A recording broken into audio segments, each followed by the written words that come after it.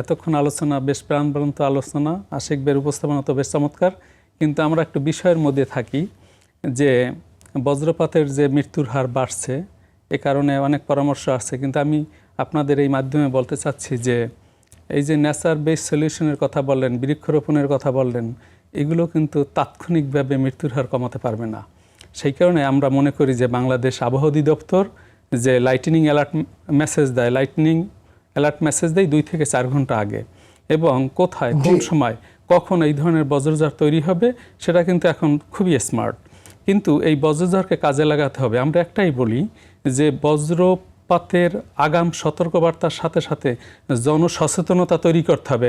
আরেকটা বিষয় আশিক ভাই, আরেকটা বিষয়, রাডারের মাধ্যমে নিয়মিত পূর্বাভাস দিচ্ছেন, কিন্তু মাঠের একজন সাধারণ কৃষক বা নদী হাওরের জেলে এই আগাম সতর্ক বার্তা কি যত সময় পাচ্ছে? না, সেইটাই আমি বলছি যে গ্যাপটা কোথায়। গ্যাপটা হলো আমরা ফোরকাস্ট জেনারেটিং এজেন্সি এবং আমরা দুর্যোগ ব্যবস্থাপনা মন্ত্রণালয়ের সাথে সমন্বয়ের মাধ্যমে এই বজ্রপাতের সতর্কবার্তা রুট লেভেলে পৌঁছে দেওয়ার চেষ্টা করি। আমাদের তাত্ত্বিকভাবে আর্লি ওয়ার্নিং ফর অল 2027 সালের মধ্যে একটা রূপরেখাও রয়েছে।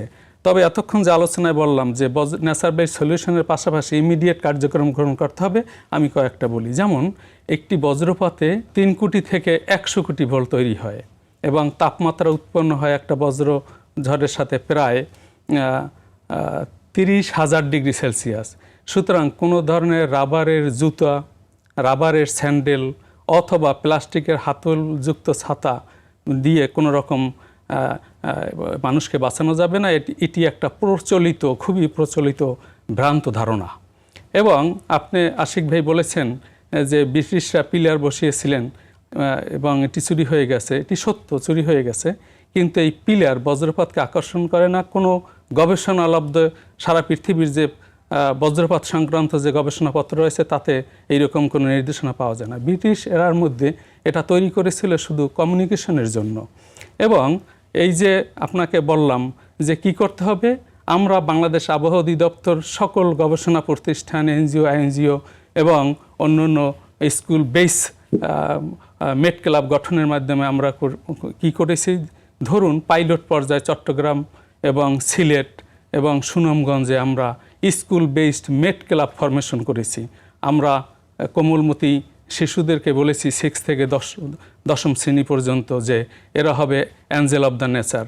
কারণ একটা স্কুলে যদি আশিক ভাই 1000 স্টুডেন্ট থাকে এবং প্রতি স্টুডেন্ট যদি 5 জন ফ্যামিলি মেম্বারকে প্রতিনিধিত্ব করে, আমরা যদি স্কুল বেসড এই বজ্রপাতের সময় কি করতে হবে, বাইরে থাকা যাবে না, গাছের নিচে যাওয়া যাবে না, ছোট বড় গাছ বিষয় না।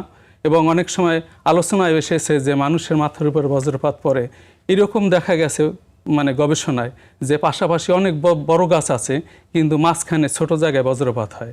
সুতরাং কখন, কোথায়, কোন সময় বজ্রপাত হবে সেটা একদম নিশ্চিত না।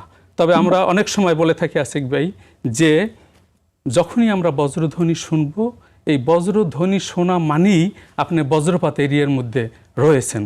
সেজন্য আমরা একটা স্লোগান ঠিক করেছি, জাতীয় স্লোগান, সেটা হলো বজ্রধ্বনি শুনবো যখনই, ঘরে যাই তখনই। অর্থাৎ বজ্রধ্বনি শোনার সাথে সাথে আপনি মনে করবেন বা আমি মনে করব যে আমরা বজ্রপাতের আওতাধীন এরিয়ার মধ্যে আছি। সেই জন্য খোলা মাঠে থাকবো না, গাছের নিচে দাঁড়াবো না, জলাশয়ে থাকবো না, এবং কোনো কর্মীই বাড়তি নিরাপত্তা দেবে না যে রাবারের জুতা, রাবারের স্যান্ডেল অথবা প্লাস্টিকের হাতলযুক্ত ছাতা নিয়ে আমরা বাইরে যাব না।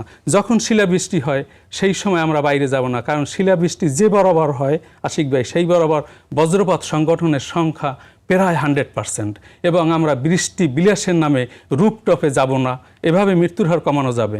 এবং আমরা বজ্রপাতের সময় অথবা বজ্রধ্বনি শোনার সময় আমরা ঘরের বাইরে যাব না, আমরা ফুটবল খেলাবো না, আমরা ঘুড়ি ওড়াবো না, আমরা স্কুল যদি ছুটির পূর্ব মুহূর্তে বজ্রধ্বনি শুনি, স্কুলে আমরা ছাত্রছাত্রীর অবস্থান করবে, বাইরে যাবে না একটু আধা ঘন্টা, কারণ একটি বজ্র ঝড়ের আয়ুষ্কাল থাকে 30 মিনিট থেকে 1 ঘন্টা বা 1.5 ঘন্টা। সুতরাং এই সময়টাকে যদি আমরা রক্ষা করে চলি, এই বজ্রপাতজনিত যে মৃত্যুর হার তা কমিয়ে আনা সম্ভব। আমরা মনে করি যে একমাত্র জনসচেতনতা, early warning system is very well smart, but আমরা জনগণকে বাঁচাতে পারছি না। সেই কারণে সকলের যদি আমরা অভ্যাসে পরিণত করতে পারি, যেমন বিদেশে তারা বজ্রঝড় দেখলে চিনতে পারে এবং বজ্রধ্বনি শুনলে ইমিডিয়েটলি তারা ঘরে যায় এবং ঘরে গিয়ে একটা রুল আপনাদের মাধ্যমে আমরা বলতে চাই, একে বলা হয় 30/30 রুল। প্রথম 30 হলো যে আপনি যখন বিজলি চমক দেখলেন বা বিদ্যুৎ চমকানো দেখলেন তখন আপনি কাউন্ট শুরু করবেন 1 2 3 এইরকম 30 সেকেন্ড পর্যন্ত। এই 30 সেকেন্ডের মধ্যে যদি আপনি বজ্রধ্বনি শুনতে পান তাহলে আপনাকে ইমিডিয়েটলি দৌড়ে ঘরে যেতে হবে। পা হতে মাথা পর্যন্ত যত শক্তি আছে সব পায়ের কাছে নিয়ে দৌড়ে ঘরে যেতে হবে। আস্তে আস্তে আরামে এসে ঘরে গেলে হবে না এবং ঘরে গিয়ে অন্তপক্ষে 30 মিনিট অপেক্ষা করতে হবে। সেই জন্য আমরা বলি সর্বশেষ শব্দ শোনার পর কমপক্ষে ঘরে গিয়ে 30 মিনিট অপেক্ষা করতে হবে। এখানে একটা ডিলেমা তৈরি হয় যে সর্বশেষ শব্দ কি। ধরুন আপনি ঘরে গেলেন, 30 সেকেন্ডের মধ্যে আপনি দৌড়ে ঘরে গেলেন, ঘরে গিয়ে 30 মিনিট অপেক্ষা করলেন, এর মধ্যেই আপনি একটা বজ্রধ্বনি শুনলেন, তখন শুরু থেকে আরও 30 মিনিট আপনাকে অপেক্ষা করতে হবে এবং এভাবে এই বজ্রপাতজনিত যে মৃত্যুর হার তা কমিয়ে আনা সম্ভব।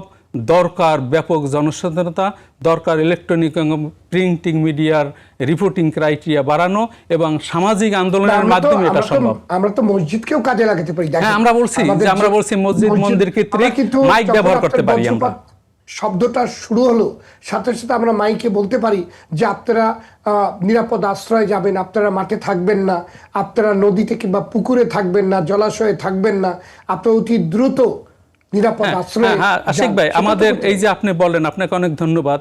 এগুলো কিন্তু আমরা বলি এবং আপনি দেখেন অনেকে বলে সাইরেনের কথা। বজ্রপাত একটি মাল্টি হ্যাজার্ড সিস্টেম এবং বজ্রপাত নিজেই একটা সাইরেন।